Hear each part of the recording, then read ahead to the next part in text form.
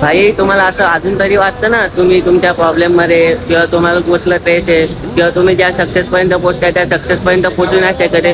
तुम्हाला आज मी एक एक्झाम्पल देतो. हे बघा, मी आज ना या ठाणे स्टेशनवर आहे आणि या ठाणे स्टेशनवर ना किती गरीब लोक झोपले आहे बघा. किती म्हणजे एवढे गरीब लोक झोपले ना भाई, यांच्यापेक्षा चांगली परिस्थिती आपली आहे माहिती आहे का. आणि भावांनो खरं सांगू का तुम्हाला, यांच्या मी मजाक मस्तीसाठी व्हिडिओ नाही बनवते भाई. आपल्याकडे 4 वेळेचं अन्न आहे आणि आपल्याकडे 4 भिंतीत आपण राहतो. यांच्याकडे ना काहीच नाही माहिती आहे का. एवढ्या थंडीत हे लोक झोपले आहे बघा, एवढ्या थंडीत झोपले हे लोक. आणि हा व्हिडिओ मी यांच्या मजाक मस्तीसाठी नाही बनवते, तुमच्यासाठी मला हा व्हिडिओ बनवायला लागतो भाई. अजून पण आपल्याकडे वेळ गेलेली नाही. आणि आपल्या पोरांची नाटकं काय भाई, माझ्याकडे गाडी नाही ना, माझ्याकडे आयफोन आहे ना, माझ्याकडे मोबाईल आहे, मला ही मुलगी सोडून गेली, मला ती मुलगी सोडून गेली. भावांनो एकदा यांच्याकडे तुम्ही बघा, हे बघा इथं झोपले.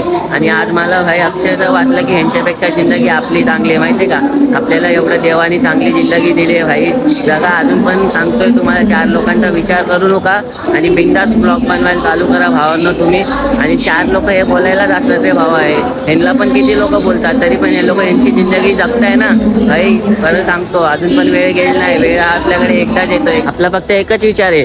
सध्या मुलांना लय डिमोटिवेशन होत आहे, माझ्याकडनं हे नाही होत, माझ्याकडनं ते नाही होत. बघा एकदा यांच्याकडे, तेव्हा तुम्हाला स्वतःला तुम्हाला जिंदगीची व्हॅल्यू कळेल. आपली जिंदगी किती मौल्यवान आहे आणि किती सुखी आहेत आपण या जिंदगीत. काळजी रे देवा, काळजी रे माझ्या देवा, काळजी रे.